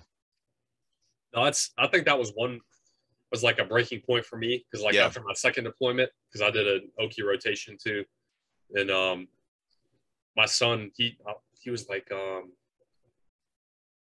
was just weird, dude, because I really didn't spend any time with my son for the Yeah. whole time that I was in the Marine Corps. So it was like it wasn't, to me, that was like a breaking point. I was like, man, this isn't worth it, dude. Like if my son isn't gonna fucking recognize me after a deployment, like Yeah. what am I even doing this for? Like, if Right. I'm gonna say it's like for my family or it's for my country or to better myself, or I mean, it's like I said, I always enjoyed my time in the Marine Corps, but to me, I was just like, fuck, man, like we're not deploying anywhere to like, it's like you said, you're gonna go to Oki again. Like Yeah. that would, for me, what was kind of hard too, because my potential third deployment was supposed to be like a Black Sea rotation, and it was interesting to me, man, because like I was like, oh, that sounds like it might be fun, dude. Like Right. it's not a place that I've been to, and like they're doing like fast roping, they're like putting all these guys through like Hearstmaster school and Oh shit like shit. that. Yeah. Everyone does that course before they leave. One of the fucking birds crashes before it, so like I'm in Oh the welding school, and they like one of my buddies calls me. It's another squad leader. He's like, yeah, one of the birds crashed, dude. Like someone fucking died, man. Like doing that shit. Oh I don't Jesus. remember the whole like thing about it. Right. But that was like fucking 2015 ish, Yeah. 2014, 2015 or whatever. He either died or got like really injured, like really bad, because like the Right. bird like flopped, like fucking smacked the ground and came back up or something. I don't know, Yeah. but that was just like a third party source. I wasn't there or anything. Um, Yeah. and all that stuff sounded like really interesting, man. Like to Right. go on that deployment, but I ended up going to like a welding school instead, which like it was a good opportunity, but I didn't like pursue any welding careers when I got out of the Marine Corps. I got really Yeah. qualified, and I got like a bunch of schooling and 7 or 8 different qualifications to be a pipe welder. Damn. Didn't use any of it when I got out. I Were haven't you welded. were you interested in that? Is that something you wanted to do, or Um, kind of not I, really? to be like the honest answer is like yes, I was like really interested in like working with my hands. So like I've always liked to be outdoors and like work with my hands and shit like that. Right. But I wanted to use it to like start a business, so like a different agenda kind of, Yeah. not to get a job, because like they would put you into a job like right after it with the unions in different like Right. cities and stuff. They're like, yeah, you Mm-hmm. go straight to wherever you live and you'll get a job there with all your qualifications. Because like everyone's like super like all the Marines in the course or all active duty guys they're all either guys that are like retiring or like me, like getting out after their first or second enlistment. Yeah. They all want to be there. So like, it's all like super big boy rules. It's like a fucking 9 to 5, like you said. It's just a job basically at that point. Right. My hair's long as fuck. I haven't shaved in like 2 weeks, dude. No one looks like fucking Marines anymore, which was cool because then I could just do whatever I wanted. And like, right. So that was cool. But I know a lot of guys that pursued the job and like went to those unions and like they're doing a lot of cool stuff. But I didn't want to do that as a job. I didn't hate welding. I like to weld, man. Like it was really cool. And I'm glad I got the experience I did. But it's a really rough job on your body, man. Like sure. Like pipe welding for us, we were like nonstop, like 7 to 8 hours a day, like nonstop in our booths, like just fucking grinding away or welding away. Yep. And, like, it tears your body up, man. So it's pretty rough. That wasn't a reason why that I didn't want to do it. I just wasn't really interested in it. Yeah. There was dudes like making fucking swords and stuff in there, like nice crazy shit. Because there's a couple other infantry guys in there and shit, and they're all like doing just crazy stuff, man. Yeah. It was really cool to see dudes make stuff like that, and that was more the aspect that I wanted, because I wanted to start like a vehicle like fabrication center, like as a business when I got out. And I kind of lost my interest in that, man, after doing it so long in the Marine Corps. Like, that was like one of my hobbies, to like work on vehicles and trucks and cars and motorcycles and stuff like that. It's like a big car gang of just a bunch of random Marines that we all had like kind of would meet up and like hang out and go to the Nopi shows and stuff like that.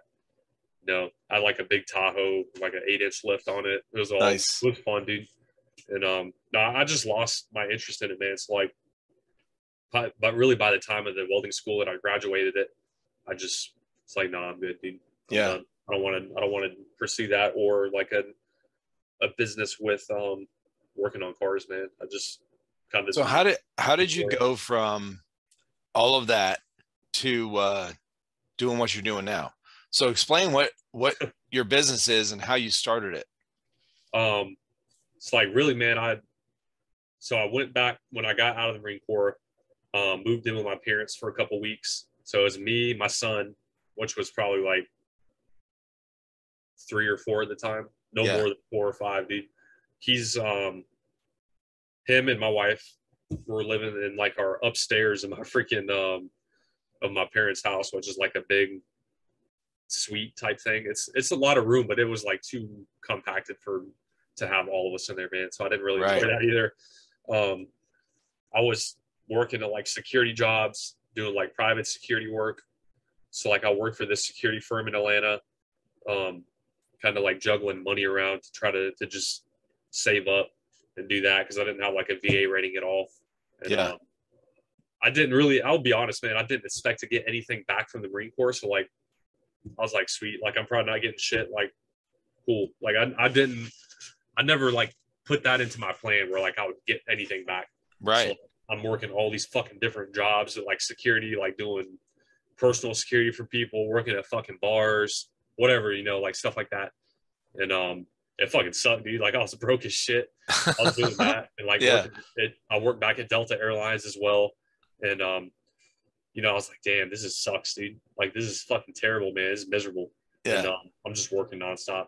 And I started making fucking paracord bracelets, like just stupid, man. Like I'm not gonna say it's stupid, but like what made you? You were just, it was like just something you started doing out of the blue. Yeah, so like I just started randomly doing that, man. And I've always been like big into gear stuff. Mm-hmm. Like I was interested in it, but I don't know, man. Like I kind of would go to like Army Navy stores around like the Forest Park one and other stuff, and like hang out with them and like look at stuff, and obviously like avid into guns and stuff, like building ARs, stuff like that. I've always been in that the aspect of where I enjoyed being around, pro 2A guys, stuff like that, and just the camaraderie of it, basically. Right.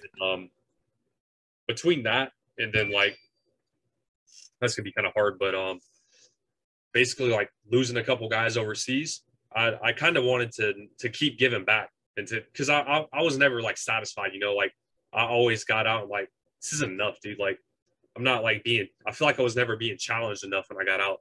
Right. I'm like, I could do something else like with my time other than just do what I'm doing now when I'm out. So Right. like I did like this hike for Steve Sutton, one of the guys that we lost. He's from Leesburg. So like he lives south of us. And you know, I met him like as a junior Marine. We went to like some intel courses together that they'll make you go through when you first like deploy. And he's like, oh yeah, I'm from Georgia. It's like this big, massive motherfucker, like 6'7". He's a mortarman. Damn. Monster, dude. Like he played football, all that stuff.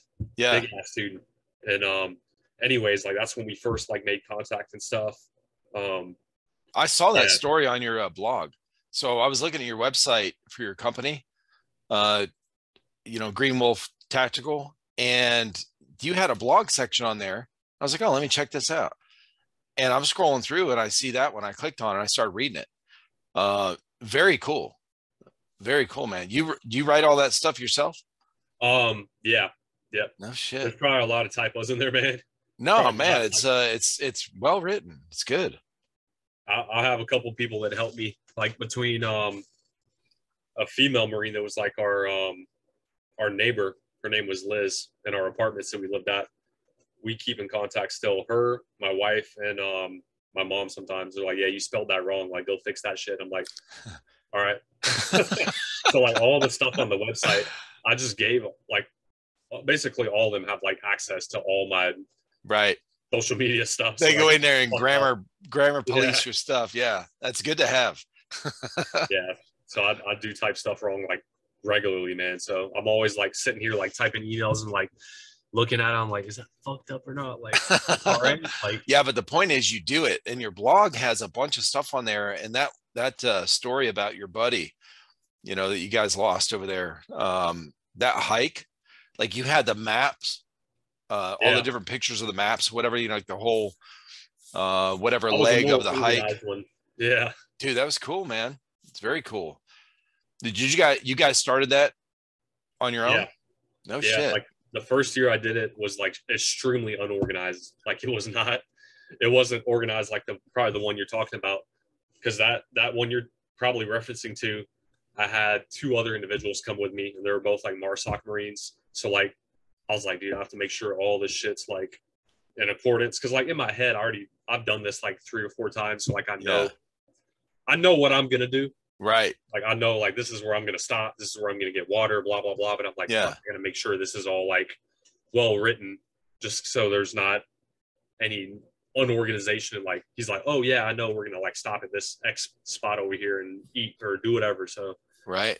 But no, the first year I did it, it fucking sucked, dude. I'm not gonna lie. Like I got exactly what I wanted. Like I was broke the fuck off, man. Like I was fucking tired, dude. I wasn't just tired. It was my feet were fucking done, dude. Like they were toast. I'm sure. So how long of a hike is that? It took me like 48 hours. So like oh man, I forgot how far it was. It's like 80 something miles. And then, wow. Holy shit.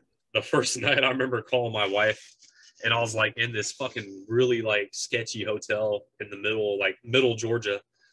And it's like some Indian guy behind like a glass, like a little right thing.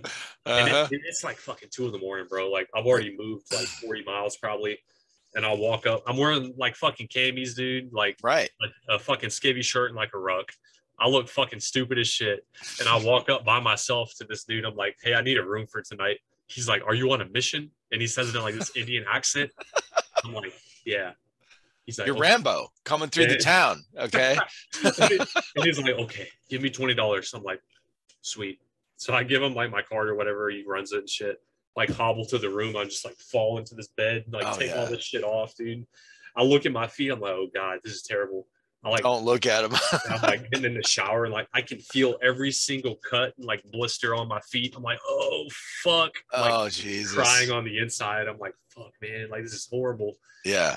But yeah, I called my wife. I was like, I'm pretty I'm hurting pretty bad right now. No shit. It wasn't like my body, but like my feet were just fucked up, man. It was I'm sure quite the learning experience. So right. Over time, man, I definitely learned not proper foot care, but how to like avoid a lot of that stuff. Yeah. And just different ways. So how you guys have done that same march or hike or whatever. How many years now? I think that 4 or 5, like 4. No shit. Yeah. And you're getting more I didn't and do it. more people? Yeah, I didn't do it. This year we didn't do it. Last year we did it with 2 other guys that came, and one was he was kind of like a gypsy. His name was Aaron. He lived all over. This guy in himself is like a fucking monster, because he was telling me it wasn't the first time that I met Aaron either. The first time I met him was for like another hike, and it was like the hike for the Mississippi plane crash. Oh. So like that hike consisted of basically we started in Mississippi and went to like Camp Lejeune. It's like fucking holy shit. Yeah, it wasn't as bad as you think, dude. Because there was like That's eight or 9 teams far. that like rotated like back and forth. So there's Right. like it was a good downtime and stuff. So it wasn't bad. Yeah. But that dude Aaron, he's really cool, man. He went straight into like MARSOC, man. It's like, I guess he's this weird unicorn that no one's ever heard of, that just went straight into that shit. Huh. And usually it takes like 1 enlistment before you're eligible to go into MARSOC. So okay. I learned a lot from him about that, like how he had it rough, man, because he had that experience. But the other guy, Josh, he's a really close friend as well. Josh Negron, he went with me, and he was a recon guy first. He was an LAR, and then he went to recon. Gotcha. Then he went to MARSOC or whatever, and they killed it, man. Like the whole hike, they murdered me, dude. Like the first day, like they're like, died. What? Why are you slowing down? Like Yeah. we're not even halfway there. What's wrong with you? Yeah, they murdered me, man. Like I was fucking dying of like dehydration in the beginning, because we did it in like the worst fucking time, because it was like the middle of the summer. Yeah. And I stayed up late watching a Navy SEAL documentary of the Extortion 17 crash. Oh shit. And I was asking, like, yo, come watch this shit with me, dude. And then I'm like, come watch this. And they're like, no, we're going to bed. So I'm like back here in the workshop. I'm like, watch, because there's a TV right here also. Gotcha. And I'm back here with my wife partially, and I think she fell asleep, dude. I'm like deep into this shit, like watching it, like yeah, like watching this shit. Dude, I look at the clock, it's like 3 or 4 in the morning. I'm like, oh God, I gotta be up in like 4 or 5 hours, bro. Yeah. And yeah, I didn't like fuck up, but I just did it with like minimal sleep when I first started, so I fucked up in that aspect. And then I didn't drink enough water, but hell yeah, I didn't like fall out or anything, dude. Like right. I'm always proud of that, because like I never, like, not just that case, but like ever. Like, yeah. I never, I never fell out of anything in the Corps. Yep. But no, so when did you decide to start your business that you have now? It's like, it was kind of like a growing thing, man, where I think that when I had first started it, it was you're doing these you're doing these paracord things out of the blue, and then so like I'm doing that, and I'm like taking these bracelets to work, dude, like at Delta and like other places to sell them, dude, because I'm and I'm doing that stuff. I'm like, I could do this, man. Like, I could be a fucking salesman. Like I can do this stuff. This isn't hard. And it's just one of those things where it progressed into other stuff. Like I'm making like unit hats for guys, like doing stuff like that. I don't have any machines, so I'm like going to fucking lids, making a hat that they want and stuff like that. Yeah. But man, I got to get like something to do this like legitimately. Like I need to like make this a thing. Yeah. So I'm on fucking like vacation or something with my family. This is like 2017, like 2016 or 2017. Yeah. And I was like, Kendra, I got to go buy a machine for doing this stuff. And like, one of the first machines I bought, I still have it, man. I think it has like 1 million hours on it of runtime. Holy shit. Yeah, it's something ridiculous, dude. Yeah. My brother-in-law, the guy you're talking about, we were looking at all the machines and we were bringing up the stitch counts and stuff. And he's like, yeah, this one's got like 1 million something hours on it. I'm like, yeah, I'll put some hours through that bitch. Shit. Dude. Yeah. We got like all the machines are brother machines except for one, and it's a Racoma. It's the bastard child. Fucking sucks. I would never recommend that machine to anyone. But yeah, dude, I was all day. I was running all these things, man. Like I think I made like 500 hats today, and damn. Yeah, I just I don't know, man. I enjoy. It's like more of the camaraderie to me. Like I still enjoy talking to people that are still in the Marine Corps, or Right. whatever branch they're in. And like, hey, I know that guy. Like, you know this guy. Like, Yeah. I was at boot camp with him. Like, blah blah blah. Like, there's all like kinds of different camaraderie aspect for it. For like when you go to events and you meet people. Like, this time last year, there's a SWAT roundup in like Orlando, and I met a guy named Moore that I've known through my whole career in the Marine Corps. He's an assaultman, and he don't have social media because he's in like a SWAT team Oh, for okay. obvious reasons. Because like the last couple of years were Right. kind of rough for police officers. No So shit. he got out of the Marine Corps like a year ahead of me because I had a 5-year fucking contract. Okay. He's already been in his department in like Orange County in Orlando. Yeah. So that's where the event's at, and he's already been doing this stuff for a while. And I mean, this was a year ago, so like he's already been in the game for quite some time. And I looked and I'm like, yo, this guy looks real fucking familiar. Like you're eye fucking someone from like a couple meters away, and you see it like each other. Like, yo, we like give each other this fucking bro hug. Like, what's up, dude? And it's cool, man, to like see other people like that you haven't seen for a while, and like see them doing good for themselves. So right, like one of those good things that you see, and it's kind of like just giving back, dude. Because I always enjoyed like being able to give back to the community for whatever the reason was. If there was like a guy that reached out and they're like, yeah, like my son was a Marine or blah blah blah, like whatever the case is, like it doesn't even have to be something like that, dude. Like someone drove into our neighbor's fence over there, like literally 2 houses up, like 3 houses, the fences got wrapped up by this dude that stole a truck, and I want to do like a fundraiser for him, but it's like an open investigation, so I haven't like done anything yet because I don't want to fuck the shit up and make it worse than what it is. So well, that's cool though. Well, now let me ask you something. When you get this sewing machine, or do they call them sewing machines? Yeah, embroider machine. Yeah, whatever. Okay, yeah, whatever you want to call it. So when you get this thing, first of all, how do you know what to buy? And then when you get it, how did you learn how to use it? Did you have experience on those already? No, man. Like this is a foreign thing to me. So in my head, I'm not even gonna say I was thinking really that long term. Anyways, I was just thinking of how to make hats. Right. And I didn't even know if this was a good machine that I just bought. So I bought it from like a local guy here in Fayetteville. Had no clue how to use it. Me and my wife were like trying to fuck with it at the time. Like this is during like 2017 or something like that. Yeah. I had to make my wife go pick it up because like my buddy Ortiz, a machine gunner that was in the Marine Corps with me, they were talking about like Harvey or whatever, and some of his family. He's a Hispanic dude. They're from Texas, and like part of Houston and somewhere else in fucking Texas got hit really bad. So they're like, yeah, we need to go out there and go help his family or something. Like all the people are flooded. I was like, cool, dude. I want to come do that, dude. I want to come help you. Yeah. And I didn't end up going with him, but I went with like a different group of guys, and it was really cool to do that, man. Got to go over there while my wife unpacked the embroidery machine, and left her with that. But no, I didn't know how to use it at all, dude. Like I didn't know what I was doing. I opened like a wholesale account up with a couple places, and this is like when my business is fresh. Like got $2 in the account probably. Yeah, right. It's really hard to like open up accounts because I'm like getting tax IDs and like registering a bunch of other stuff. So like I'm just learning like how all this stuff works. So exactly, like, kind of navigating the system to see what I got to do to make this work. Right. Yeah, over the years I learned like quick how to make stuff. And, okay.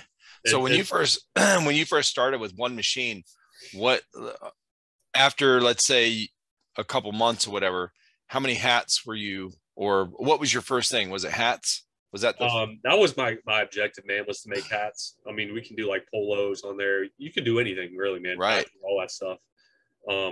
Hats was like what I was like teetering with and like playing with all the time. Yeah.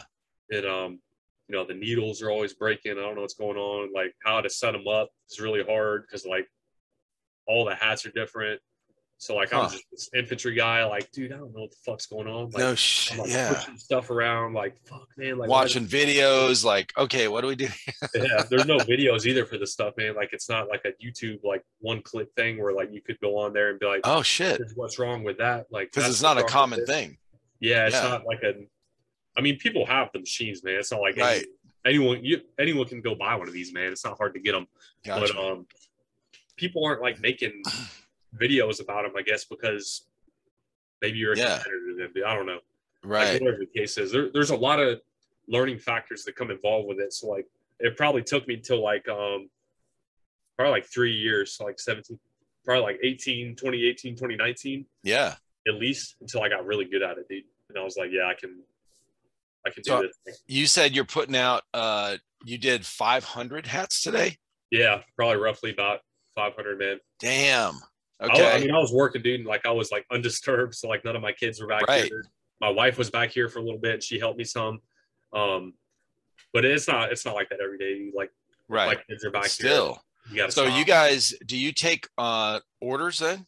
Like Yeah. custom hats or whatever? So explain that. You can do so on your website, people could go on GreenWolf Tactical and order patches, stickers, hats, shirts, all kind Yeah, of all shit. that stuff, man. So like anything you can think of, like keychains, patches, t-shirts, hoodies, Yeah.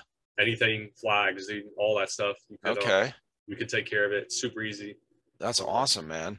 It doesn't got to be like a massive order because, like I said, man, like most of my a lot of my customers are Marines and like other. Yeah. It's not just Marines. Like I'm not just gonna say that, but Right. a lot of them are Marines. So like they only need like a dozen patches or whatever for Exactly. their squad or whatever. Right. So like we take smaller orders, Okay. like a dozen hats or whatever. Yeah. Totally feasible, like stuff like that. I don't charge. So how did you end up at SS Airsoft? So Ron, the owner of Riker, Yeah. He told me about it, and the dude Jammer, Aaron. Yep. I know him. Good dude. Yeah, he's cool, man. He's a cool guy. Like I don't know him. I didn't know him until him. Well, I met Ron a long time ago, like a gun show. Yeah. Somewhere in Georgia, somewhere in Atlanta area.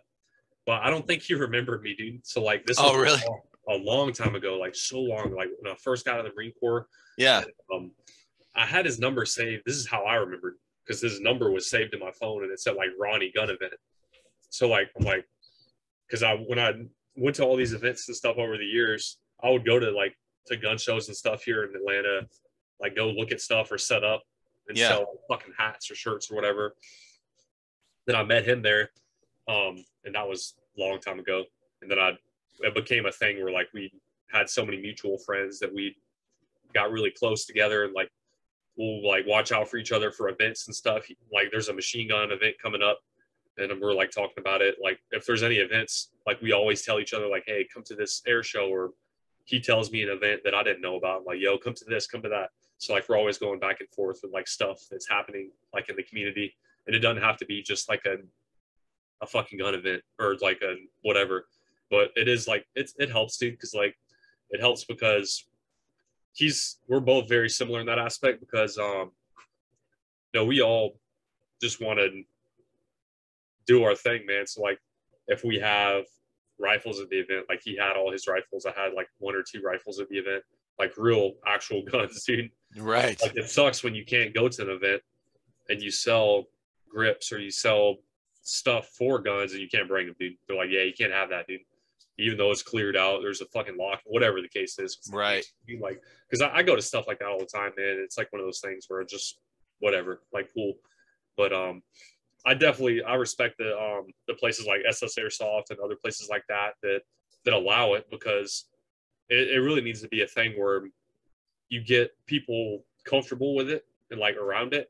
Right. Because that's like a key element. Because like, dude, when Spartans were walking around, they're carrying fucking swords everywhere, dude. Exactly. Tiny different. Like, obviously, like we're not walking around with AR-15s on our back. Right. But like, majority of Americans are walking around with a pistol and you don't even know it. Yep. So like open carrying, like honestly, I mean, that the world's a weird place, man, because they want to do all this stuff on like Call of Duty, but when it comes to like going to an event and there's guns on the table, then it's like it's a different story, dude. So like it's just That's weird. It's a weird place, right? So like Yeah. you're like you're making these guys like famous and stuff and like loving guns on there, loving this, loving that, and then they're like, no, like I don't want to see those guns on the table, like because this is like What? it was like a long time ago, like at an event probably like a month ago we went to in Savannah, and Yeah. we had the trailer set up, and my wife was in there, and I went to go walk around with the kids somewhere to get like ice cream or something. Yeah. And she was like, "Yeah, some people walked by and they said that GreenWolf Tactical only represents like she said that in her opinion, basically like it should only represent like weapons of war or something." I'm like, it was just hilarious. See, I was like, "What are you talking about?" Like, it's just like, no, Oh my she God. said that, and I'm like, "Oh God, man, this is weird, man." Oh my God. That's funny, dude. People are, oh Lord, they're really out of touch with reality. And then it's so weird because they're like, I hate to get politics involved, man, because I'm not, because I could go on like this massive tangent, but they're like, oh yeah, like we send all that shit to Ukraine, dude. Like Oh Ukraine needs all that stuff. I'm Jesus. like, we need that stuff, bro. Like, don't take my guns and send it to them, Yeah, man. Like, let's get rid of all of our guns here in the yeah, US and we'll end up like Ukraine, okay? See, yeah, that's no. This is why we're not like that, because we refuse to give them up. yeah. You figure it'd No. be like an eye opener, man. It'd be like, yeah, you need that shit, dude. Like, Dude. Yeah, but well, it's they're too inundated with, they don't know how to use common sense, bro. Okay. They see and they go, "Oh, well that must be truth. Yep, that's what we need to do." yeah, And they don't think it all the way through. So they're they're used to reading headlines and seeing the flashy little one-liners and go, "Oh yeah, that makes so much sense," until you work it out in real life. yeah, Like, bro, hell yeah. So you go, so you started, or you met Ron from Riker, yep, and then you end up at SS Airsoft at an airsoft event where I met you. yep, And the thing is, though, your business, everything you guys do, hats, shirts, patches, especially airsofters, in case you didn't know, are huge into patches. Like that is their number one thing. If you yeah, meet another airsofter and they have a YouTube channel or any kind of thing, oh, do you have a patch? You know, like that is the big thing with airsofters. So you know, your business has pretty much everything that a lot of airsofters are looking for, you know, for different occasions. And the other thing too is they make special limited, or you know, limited runs or whatever, like you were talking, like take those small orders. They do a lot of those for special events. So if they have an airsoft team, they'll do a specific patch for that event, you know. So it's good, you know. I was glad to meet you there for sure. I'm glad we met.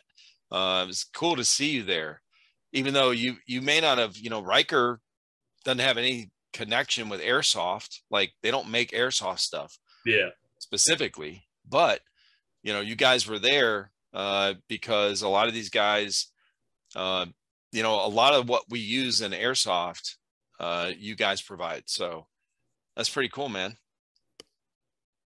yeah. It's Yeah. like, dude, I like I said, man, like Aaron, I met him at a Torn Warriors event, and this is like a so Torn Warriors also is another nonprofit that's owned by a Marine. He's out now, and they're in Nevada, like Okay. their base or whatever. Yeah. And I met Aaron there a long time ago, and I didn't. I honestly, like, dude, I'm oblivious to some shit sometimes, and I'm probably stupid for that. But I had no idea he was like the ghost dude. Yeah. All the dude, I had no idea.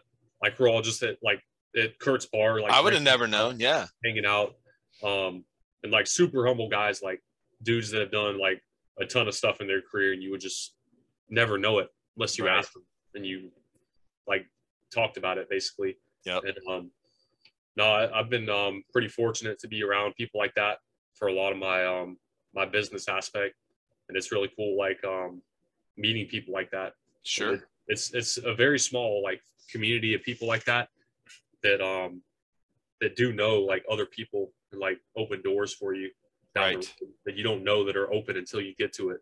That makes Exactly. sense. And So no, what are your plans for your business for before the end of the year? What do you guys got going on? I guess what do you have going on for your business, and also um, where can people find all your stuff online? um basically all my stuff online is available through our site. So anything you order on there usually gets shipped within like 24 hours, the latest, as long as someone's here to process it. I don't process anything anymore. Like my wife, she's like my shipping manager. Basically, she does all the shipments and processing stuff. Yeah. I used to do stuff like that. I'm out of touch with it now. Like I know how to do it if I had to, Yeah. but So she's like it's the expert. is it greenwolftactical.com? Yeah, yep, Okay. GreenWolfTactical.com. Basically everything's on there. Our primary like um social media is Instagram. Like we have YouTube. We're like teetering with it, like playing with it still. So like we're not Gotcha. proficient yet at it. Like we Yeah. have videos on there. Some of them don't make sense. They're just random videos, and then some of Yeah. them are like super savvy. Like we just did that Torn Warriors event, and I had my brother, which is he's a drone operator, so he flew like a real like Oh, DJI nice. drone through the event. Had Right. like a bunch of cool footage, and there was a dude that's an 11 Bravo that he's like out now too. He came with us and he did the media, like the video, the whole like put the video together basically. Nice. But like it was all like done, I think, very well for that. So like it's one of those things, man. It's not just me, dude. Like Oh, of it just can't course. happen like that. So like Right. it can't just be one person No. become what it is today. So Right. it takes a community of people to really make it worth its Awesome. time and be good. So Hell yeah. Well, listen, Flynn, man, it's been great meeting you or again and talking with you, hearing your story, and I'm really excited about your business, growing, and everything that you make, we need. So patches, stickers, all that shit. And where I've been, the last 3 years have been getting it all these other places, whatever. I will start ordering from you. And listen, everybody, whoever's going to watch this or listen to this, check out GreenWolf Tactical online, on their Instagram and their website for sure. And whenever you need stickers or patches or hats, shirts, because I want one of those cool shirts right there with the ghost guns. I love it. Go check these guys out and boost their business in the community. Show them the airsoft love, basically, and yeah, that's what we yeah, do. So hell yeah, man. Well, I appreciate you, brother. yeah, man. And to answer the other question, I know you're cutting me off early or not early, but I didn't answer the question. Gotcha. That what we got coming up. Yep. Veterans Day air show. We have a corporate event in between, which is not like a public thing. And then another air show in Peachtree City. So one's like a Veterans Day one. That's at Delta Airlines, like a Tech Ops one. Oh, I'm pretty nice. sure it's open to the public. I'm like Okay. 90% sure. So that one is in Atlanta. The other one is in Peachtree City, which the Blue Angels will be at that one. Oh shit. So that one's gonna be like really cool, dude. Because Nice. the last couple of years it's been F-35s. So I was getting sick of seeing them, man. So when's this other one with the Blue Angels? October. Fuck. No, it's November, like 5th, 6th, and 7th, I think. It's on the weekend. Okay. But it's in November. It's close for Veterans Day. Yeah, it's close to Veterans Day. Right, It's the weekend following Veterans Day. So gotcha. That's really all we got left, dude, for the end of the year. Oh, that's good though. Okay. Awesome, man. Yeah. Sounds good. Well, I'm interested in that air show. Yeah, I haven't been to one for a while. Yeah. Where are you at again? Like how far from? 2 hours. I'm in Simpsonville, South Carolina. Yeah, it took us like just at 2 hours Yeah, to get there and get back. that's not too bad. Whatever. Yeah, it's not bad. Hell Well, yeah, we can man. always sleep back here, man, on these things if we crash. Hell yeah, that's cool. I want to come down there and film you making a hat for me. Yeah. I would love to see how those things work. No, absolutely, man. Like you're always welcome to come, like you and your family, like whoever you want to bring. Like Yeah. like I said, man, we got room back Well, here. don't say that now. I got 5 kids. they got other people. So Yeah, hell yeah. we get our family together, man. We it's a lot of us. Yeah. Oh yeah. All right, brother. You have a good night. All right, brother. Man, thanks for having me, and Yeah. I appreciate it.